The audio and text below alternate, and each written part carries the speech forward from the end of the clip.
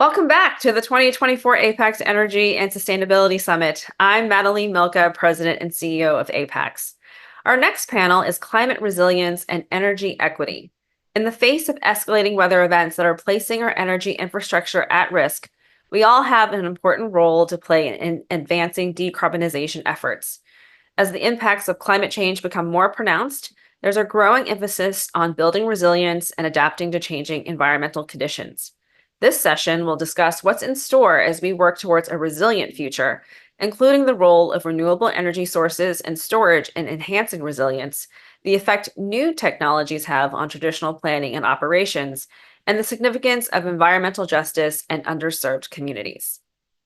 I'm thrilled to introduce Senator Alex Padilla to provide introductory remarks for this panel.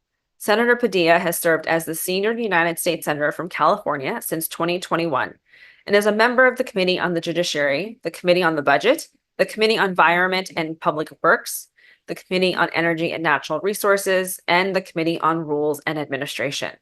Whether it be leading California's ambitious renewable energy and climate policies, co-sponsoring the Green New Deal, or introducing legislation to electrify our nation's school buses and preserve over 1 million acres of public lands in California, Senator Padilla has made significant contributions to U.S. environmental policy. Let's welcome Senator Padilla. Hi, I'm Senator Alex Padilla, and it's my honor to welcome you all to APAICS Climate Resilience and Energy Equity panel during this year's Energy and Sustainability Summit. Now, access to reliable electricity isn't just a crucial part of our economy or of American standard of living. It's critically important to protecting the health of our nation, because we know that when the reliability of our grid is threatened, so is the safety of our communities. In just the last few years, we've seen heat waves stress the grid in a place like Southern California under scorching temperatures. And we've seen recent storms shut down power for millions of Americans in Texas. The truth is that as long as aging infrastructure goes neglected, and as long as the climate crisis brings more extreme weather from coast to coast, our grid will continue to come under threat. In 2024, it's time to bring new, innovative ideas to strengthen our grid and protect our communities. In the Senate, I was proud to see my bill, the Power On Act, be integrated into the bipartisan infrastructure law to invest billions of dollars into our nation's electric grid and help prevent blackouts, shutoffs, and utility-caused wildfires. The thousands of miles of resilient transmission lines from this bill won't just help us withstand ever more extreme weather, but they'll also help us meet our renewable energy goals. But that's just the start. We need to incentivize emerging grid-enhancing technologies like reconductoring. And our work could include investing in the distributed energy resources that can diversify our renewable energy output in communities across the country. But in this historic moment, when we see both the growing threat of extreme weather and the promise of historic federal investment in our infrastructure, we have an obligation to make sure that no community is left behind. We need to make sure more voices, including AA and NHPI leaders from across the energy sector, are present at the decision-making table, because the diversity of perspectives and experiences only strengthens our policy. That's why I'm grateful for all that you're doing today to bring leaders together and examine some of the most pressing concerns facing our energy grid. Best of luck during today's panel, and I look forward to hearing more about what you find. I'd now like to introduce our moderator for this panel, Nguyen.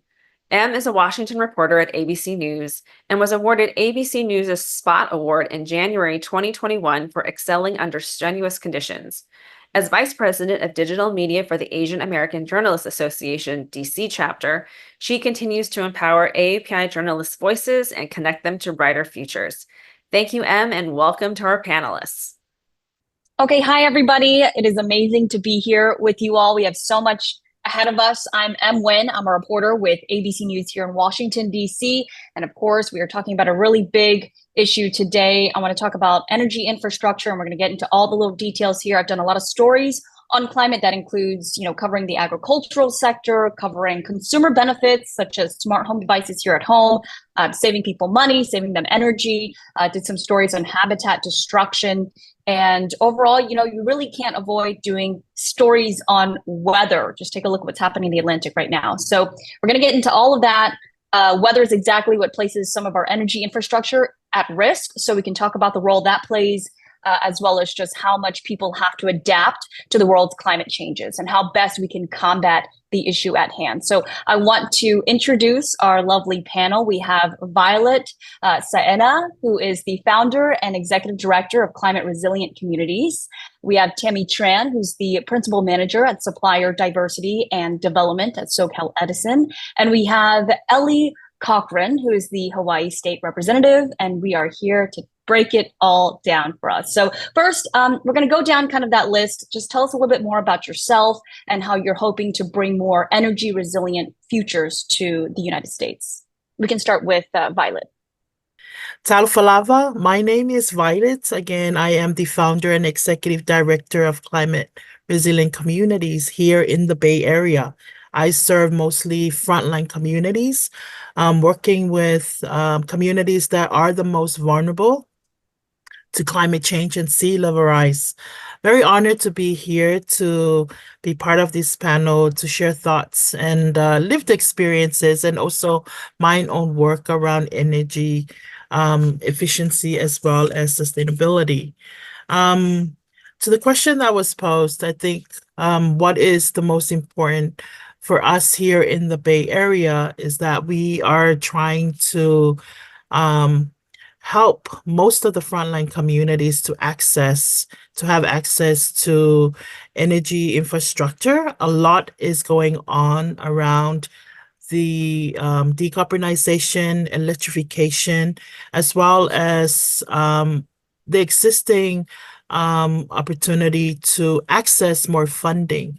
However, with all the opportunities that have been in place or in the pipeline, one of the critical issues that we continue to face is that we feel that the frontline communities or communities that are already underserved and have been marginalized and redlined will be left out from a lot of these, a lot of the existing infrastructures or policies that are in the pipeline. And I'm saying this because even with, the existing programs around solar panels, around electric vehicles that have been around for some time, we still feel that the communities, which are mostly communities of color, still cannot have full access to this technology.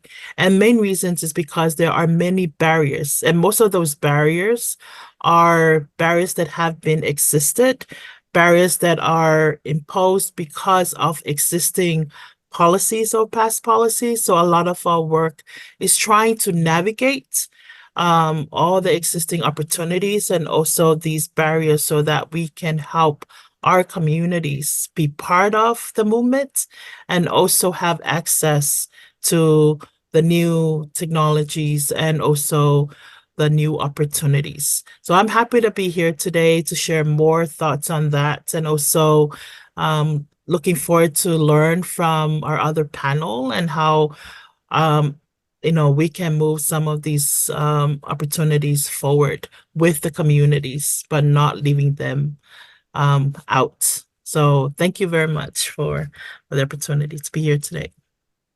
Thank you, Violet. And Tammy, what would you like to share about what you're working on at this time? Well, I'm very excited to be a part of this, and thank you to APAICS for bringing together the Energy Summit every year. First and foremost, our communities, our whole world is being impacted by climate change. At Southern California Edison, where I currently work, and I'll share this. I am not an engineer by training. I actually studied political science and thought I'd be traveling the world as an ambassador. But today, I'm celebrating 11 years at Southern California Edison, working for not an electrical company, but really a forward-facing, a future-focused technology company, really looking to make an impact on our planet. We are in a time frame where what we do today in the next couple years up until 2045 is really crucial. You'll hear from some scientists that we're behind, way behind.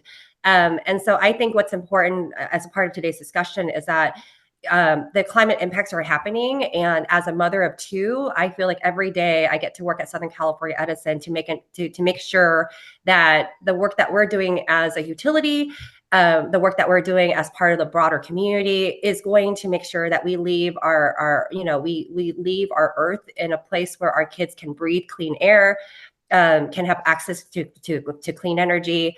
At Southern California Edison, we have fully embraced our California climate goals to decarbonize the economy by 2045.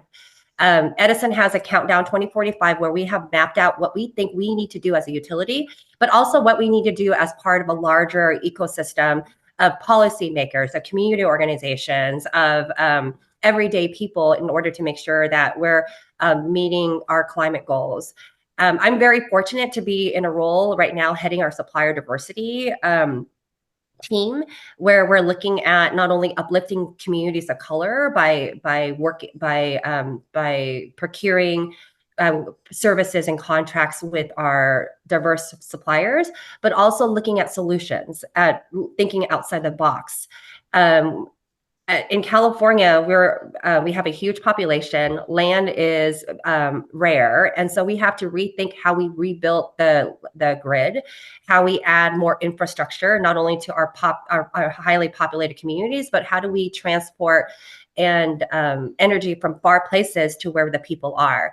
And so I feel like these are things that are really exciting. You know, there is a clear crisis that we're all dealing with as a planet, but there's also great opportunities for us to engage as a community, making sure that our communities of color, in particular, our API communities are engaged in not only the future jobs in this space, but also the solutions and making sure that we all have clean energy access. So I'm really excited about that. I'm really excited to be part of this panel and the conversations we're going to be having around sustainability and the things that our communities can do to really make an impact. Yeah, that's great. Thank you so much, Tammy. And Representative Cochran, can you tell us a little bit more about what you're working on as well?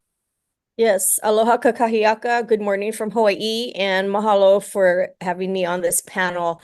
And so my topic is about thinking outside the box. So as all of you know, I'm sure the devastation of the fire here in Lahaina, where I actually live and also represent. And this for me is a great opportunity to we don't have to retrofit the grid. Our grid is gone, right? Everything, our infrastructure has been literally taken away from us. So to rebuild smarter, rebuild better, I think is our opportunity today to become that role model of renewable and sustainability efforts, and to, you know, set that blueprint for others. There's other places that have gone through fires, and unfortunately with the climate change, everything is getting hotter. I mean, 120 the other day in Vegas. Here in Lahaina, I spoke to the Water Commission people, and our water table is down. That means less rain. So now more fire fuel, things are drying up. It is summer. We're into the hurricane season once again. So these opportunities, I mean, we have to plan now. We should have, but moving forward, I'm extremely excited to hear the efforts being taken in the rest of, you know, the other states, because I feel like, yes, we're going to learn from others. We can get guided by others, but also if there's a way to bundle our, you know, ordering power as in materials and just because right now we have to, I'm thinking of buying things in bulk in order to rebuild economically, expeditiously, and not do it piecemeal, like one house and one property, you know, at a time, but we have to do it in a global collective level. So again, this is, I mentioned in my comments in prep work that it is political will.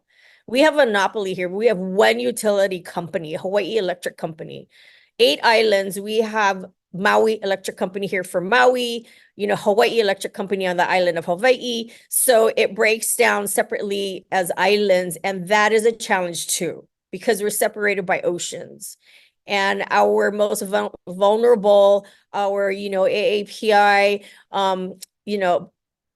demographics are in along the oceans, right? It's like in or up on the mountaintops where grid is very challenging to get to.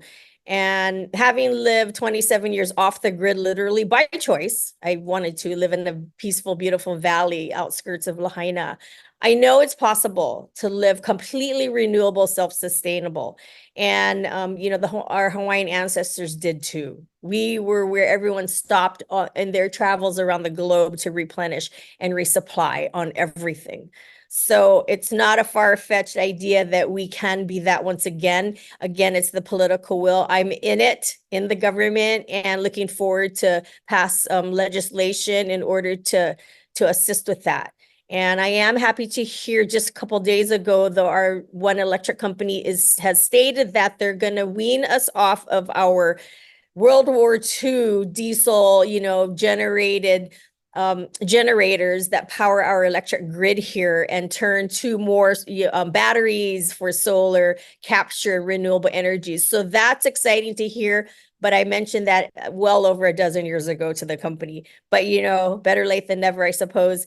And so I'm excited to move forward with that discussion with the company and, just think outside the box for sure. And I've been to Marin County, who created their own, electric energy authority, and thought of something like that here in Hawaii.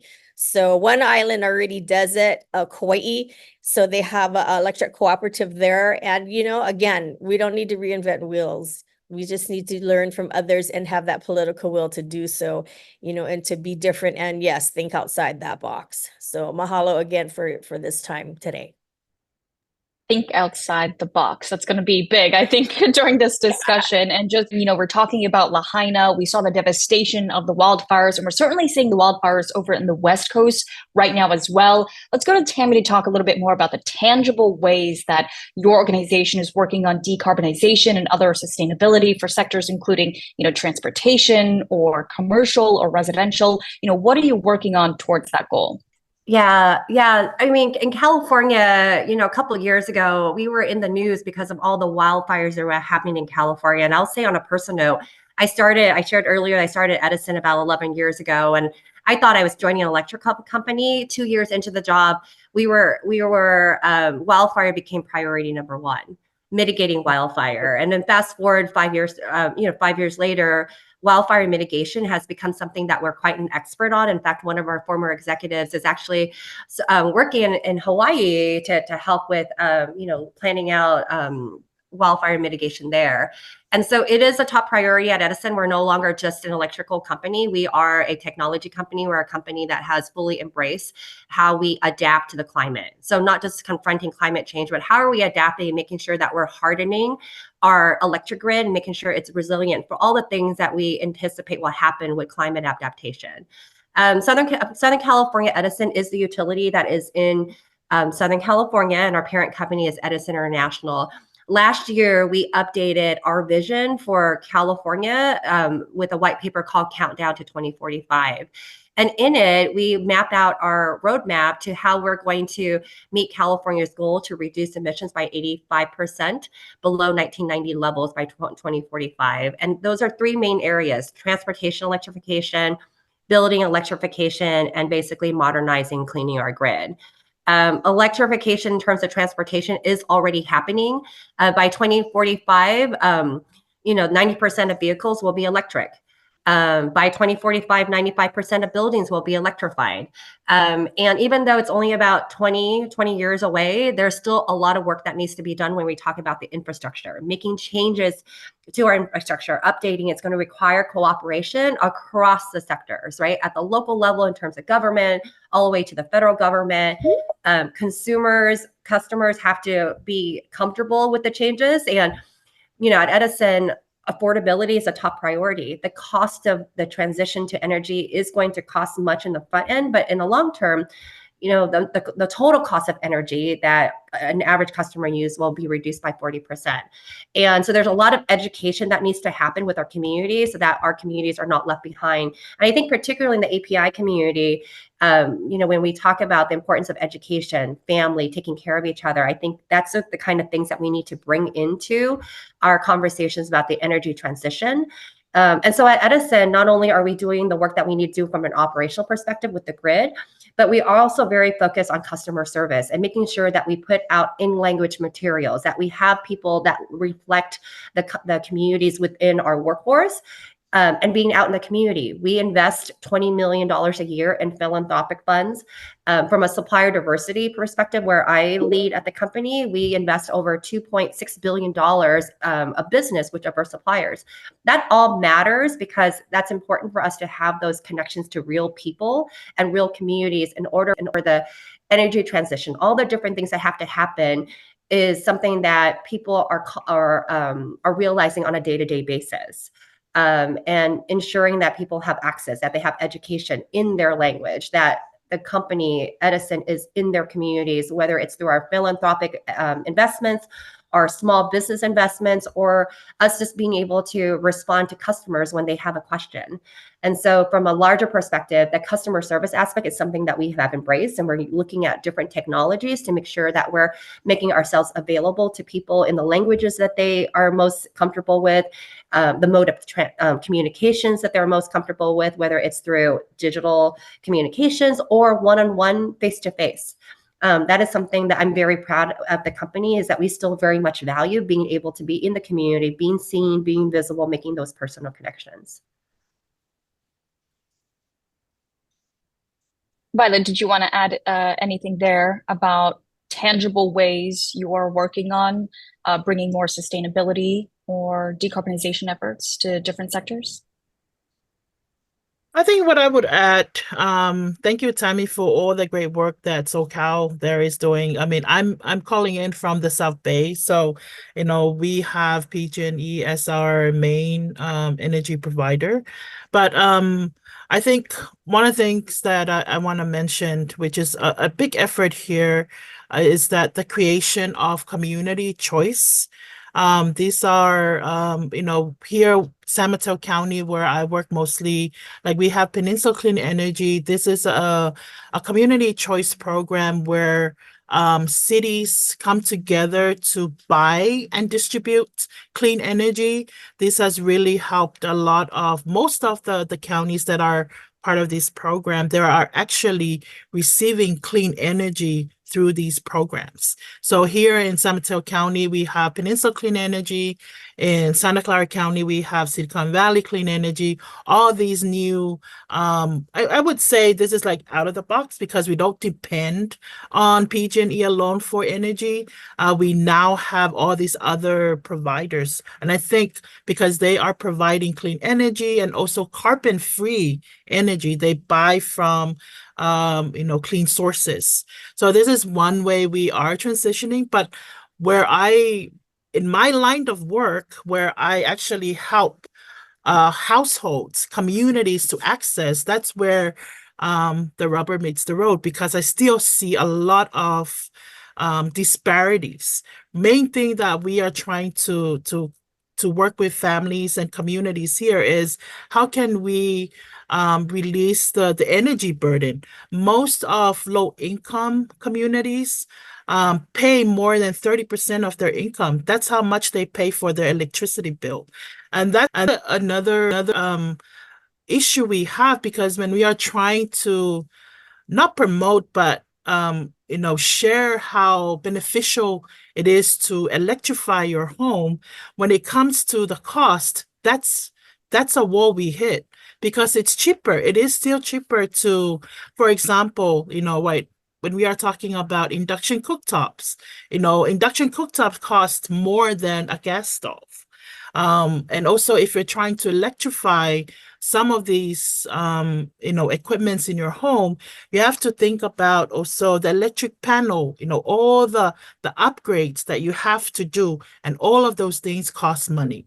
And what we see is that people with resources are moving forward with all these programs, making use of all these rebates and opportunities when it comes to, you know, households that don't have a lot of resources. They are stuck to where they are. So I work with a lot of Pacific Island homes, Pacific Island families who I'm trying to help them access some of these free, rebates, free programs. The problem is that we need to do a lot more. We need to like translate all the materials into our languages, into Samoan and Tongan, spend a lot of time talking to the families about the benefits, even like how to conserve energy, because there is no use of putting solar panels on your roof when you continue to use a lot of the energy that you are getting from your solar panels. So a lot of this costs money, a lot of this costs a lot of time. And so, but I still don't see a lot of investment. All the fundings that are coming down for these energy movements, a lot of it goes directly to the technology, directly to bigger companies that are producing all this technology, but no investment, real investment into the engagement piece. And that's where I mean, that's what's happening here here where I am, where I work and where I serve, and I still see a big gap. So those are, there are many barriers. There are a lot of efforts, but a lot of barriers that we still need to overcome.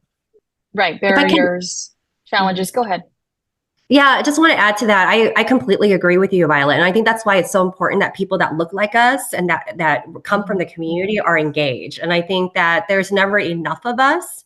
And so I think that component of making sure that we're continuing to collaborate across the utilities, the community, that engagement is so important. That's why at Southern California Edison, we do these official programs, and those are very important. But there's people like myself and others at the company that came from the community that still value, and the company does this because we're there representing our communities, not only as employees, but also in leadership, to make sure that personal engagement still happens, because our communities still need that personal engagement. Doing things digital is important. All those things are happening, but that one-on-one engagement, especially in hard to reach communities, is so important. I do agree with you that the investments need to be more. And I would say that the investments are there.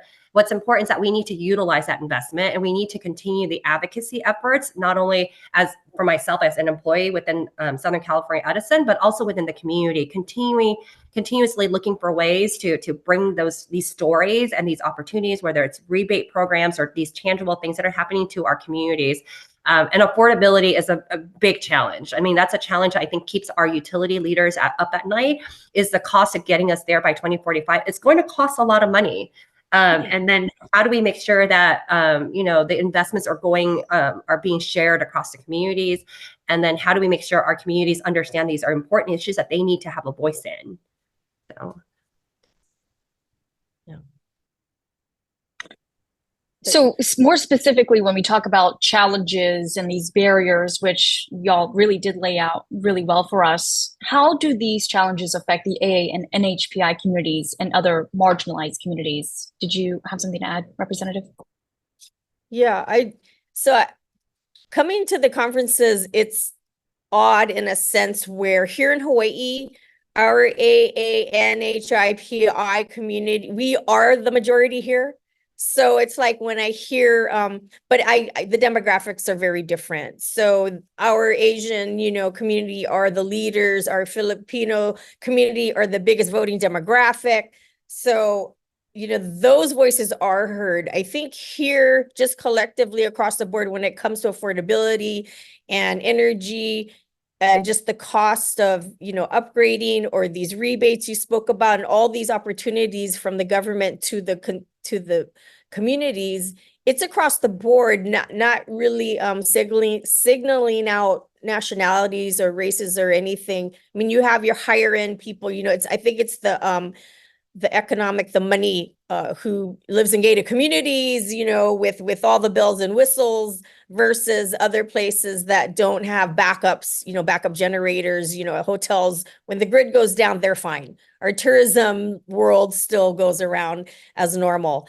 And so, Tammy, I love everything your company is doing. I'd love to meet up with the person here in Hawaii because I think everything you're talking about are things we're discussing and trying to get a handle on how to move forward. But because you're already doing it, it'd be a wonderful conversation for us to have. And the upfront cost to upgrading ourselves is expensive, but in the long run, it is most economical. I have a couple rentals here in Lahaina. One could afford to put solar on. The electric company, I just pay for utilizing their grid, right? I don't have technically an electric bill.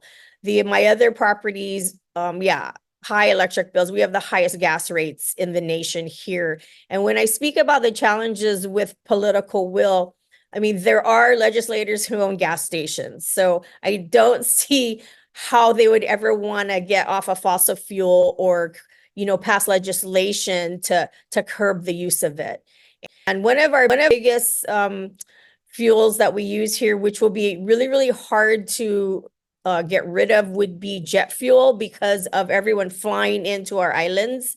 And so we're looking at as alternatives for that.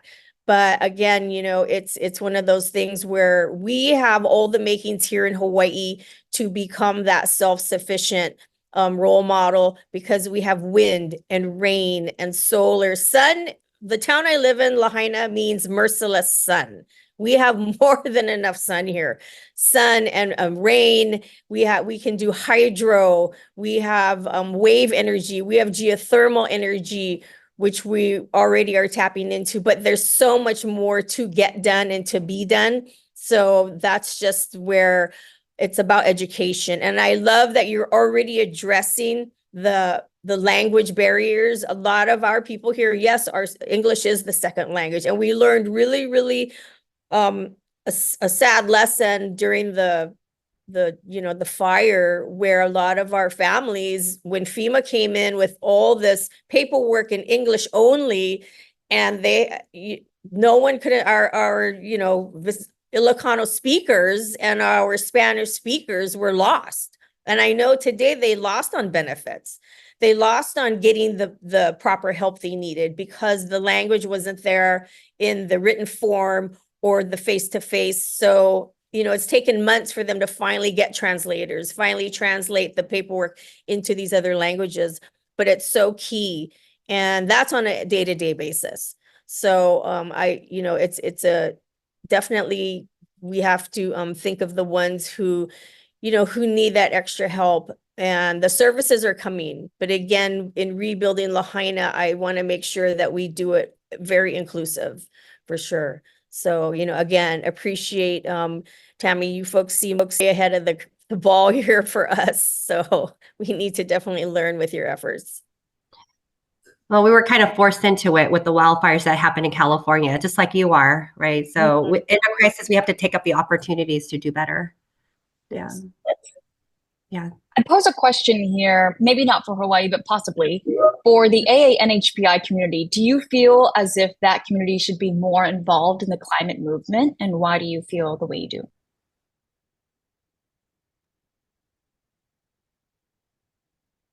I if you don't mind me, I go first. I think yes, right? Because of we've all seen the impacts of climate change, and it's not going to stop. And when I think about it, because I'm originally from Samoa, and I now live here in California, here in the Bay Area, and I still think of home. Of the small islands of where I come from. But it's very different here in the Bay Area and with the diaspora Pacific Island communities. What I'm doing here is that I have started with my organization, Climate Resilient Communities. We work directly with, I said, frontline communities to not only assess our own vulnerabilities, but also prioritize adaptation measures. And some of them include mitigation, where the energy work comes in. But many of our Pacific Island communities here, I worked a lot with Tongan Samoans and also Fijians. A lot of them do continue to support families back home. So when disasters happens, people here send money to help their families. So they are still connected to the impacts of climate change. But the way I see it here in California, there's not a lot of engagement from our Pacific Island community. They are not part of the conversations. I am. And when I'm at the state level, when I am, representing my own, not only just Pacific Islands, I do represent many of the communities that I serve.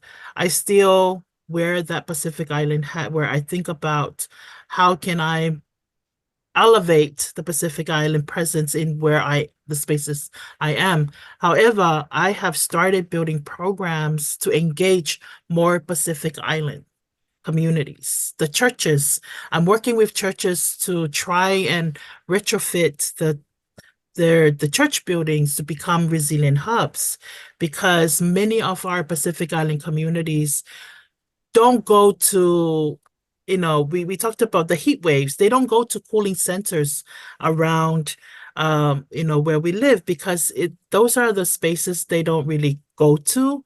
People don't really go to libraries. They don't go to government buildings. They don't feel comfortable going to those spaces. So one of the work that I'm building is trying to use our own community spaces where people already trust to find resources and information.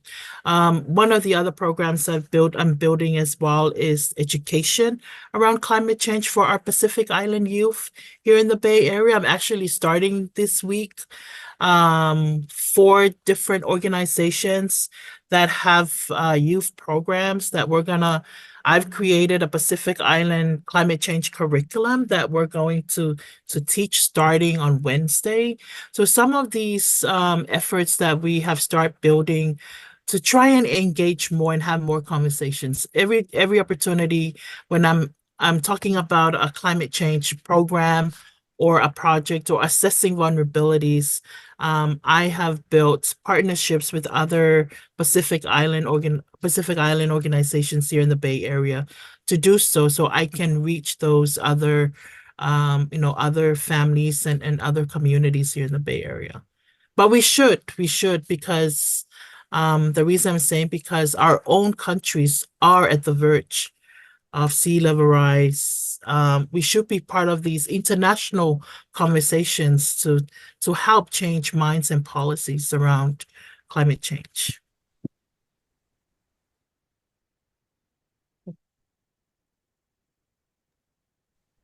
If there was anyone that wanted to add there, just kind of going off of that really quickly, are there other ways to make sure the AANHPI community is not left behind when it comes to investments that are put forth and making sure they move forward with those investments? We talked a little bit more about investments and making sure it goes to where it should be going, Tammy.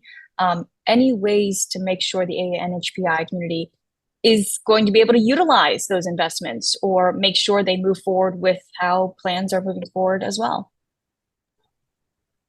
So at Southern California Edison, I mean, our customer base is very diverse. And so we ensure, I mentioned earlier about our philanthropic investments, our work with diverse suppliers. So I think the key thing is the partnership, the engagement is really important. And that's something that is a part of every effort that Edison has around our customer service. We have in-language support, not only at our call center, but also in the materials that we put out there.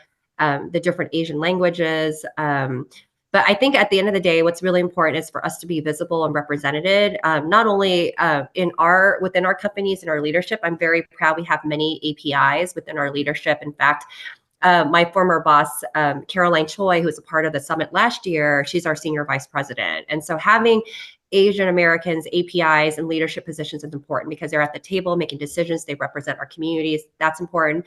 Having elected officials like the Honorable Cochran in office is really important because those are where decisions are being made. Very high level policy decisions about where investments, budgets, whether it's from a government perspective or private sector, being at the decision-making table is important.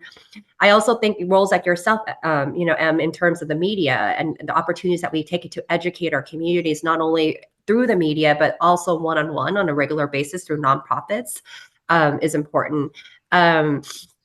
And these are all ways to make sure that our communities are having access to the information, and then also the technical assistance, just getting people to apply for things, disputing myths or misinformation or lack of information is important.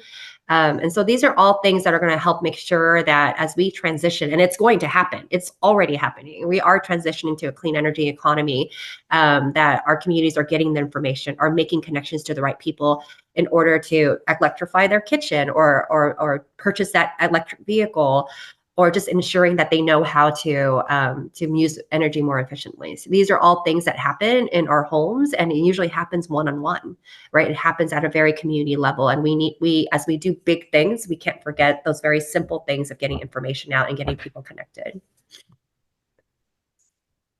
Yeah, we've had a lot of conferences having to do with all the energy efforts, which is wonderful here. And our county, I was a former county council member also. So 8 years I did that, and I was chair for environmental management and infrastructure, which had to do with our grid and what have you. And, you know, there's energy efficient appliances are a mandate now. And, you know, there's solar, rebate programs, and there's so many different efforts out there. But again, people need to know that it's there for them to take advantage of. So I know the county and has been putting out a lot of information, and in particular now with rebuilding Lahaina more so, just getting all the special, you know, from building little tiny homes on properties and things like that at this point. But you know that we have that goal too. Unfortunately, our sustainability goal, we've asked to extend that because we're not like hitting our marks as quickly as we'd like to. But you know, we are taking strides and efforts.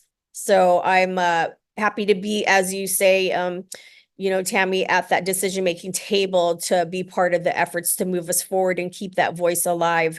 And it was interesting to hear about families living, you know, here in America and then sending money back to their families from the countries they're from. Here in particular, the Filipino community do that. And so what affects them here affects families they're taking care of too, back home. And it's just this kind of full circle where if we help them, they're able to help other families too.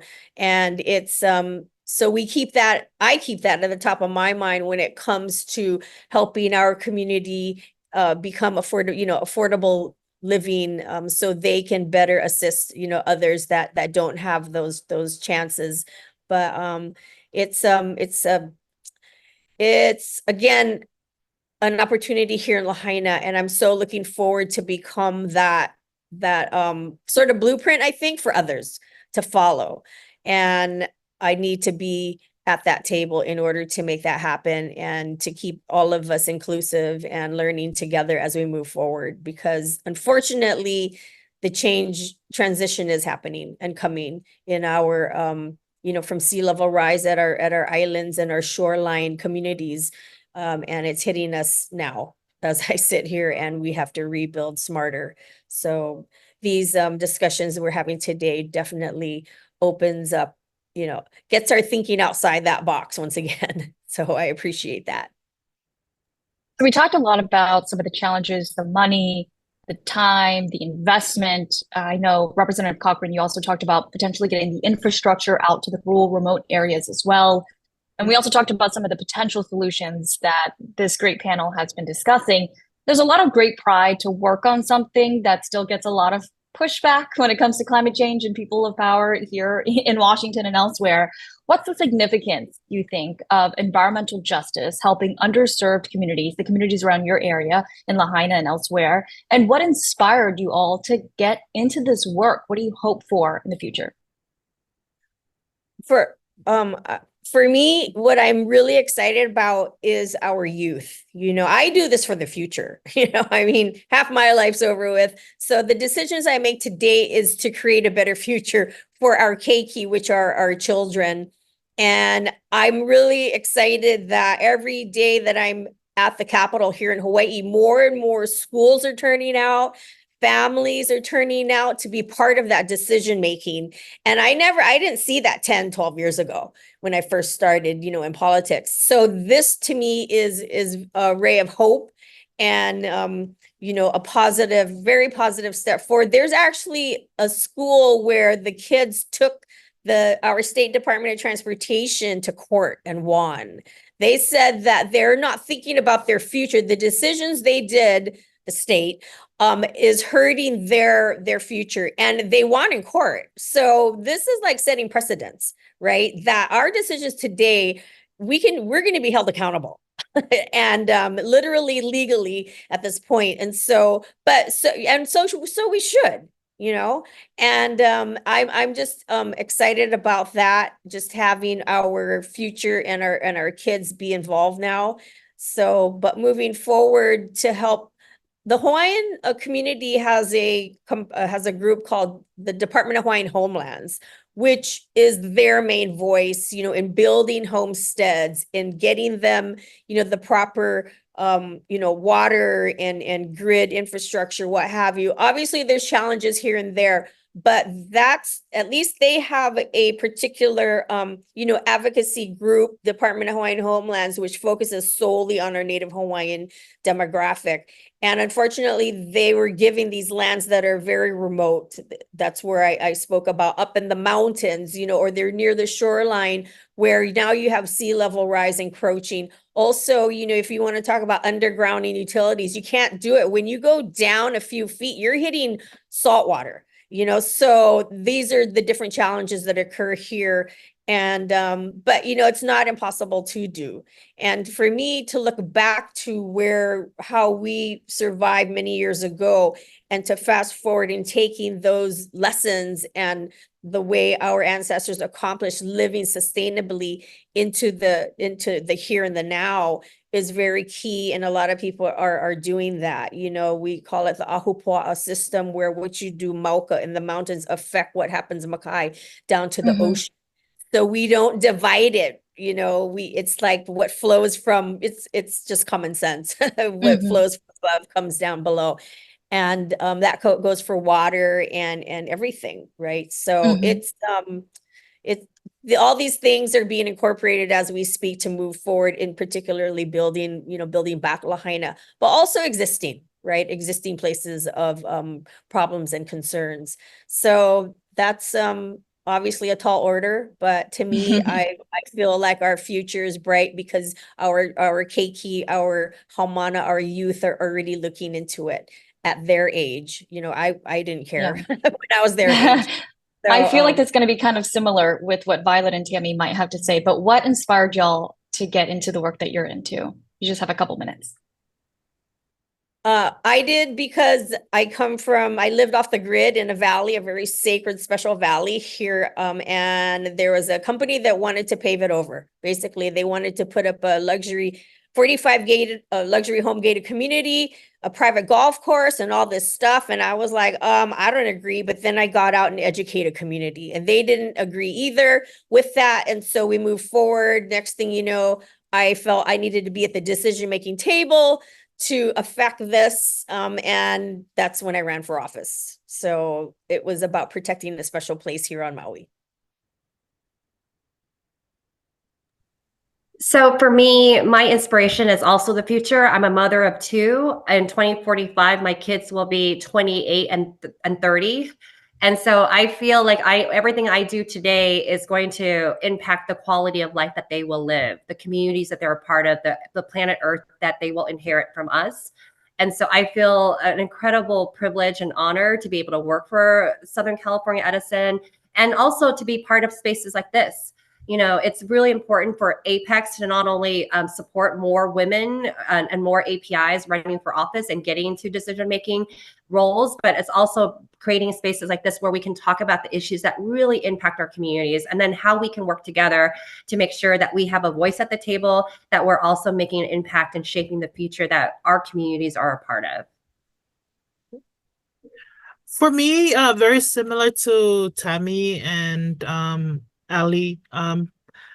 I do work for our future generation, but I also want to acknowledge that I also stand on the shoulders of leaders, and I fully trust our ancestral knowledge and experience and a lot of my work. That's why I work closely with communities, and is to have access to the ancestral knowledge that community leaders bring to the table, and I do my best to elevate those voices. Yeah, really incredible. I think you all can agree you are working for the future, for the children of the future. And this has been really inspirational to hear what everyone is working on. I know it's been a long time coming for everybody. So that really wraps up our APEX Energy and Sustainability Summit. Thank you so much to our lovely panel, Violet, Tammy, and Representative Cochran. Thank you again for being here. Aloha, mahalo.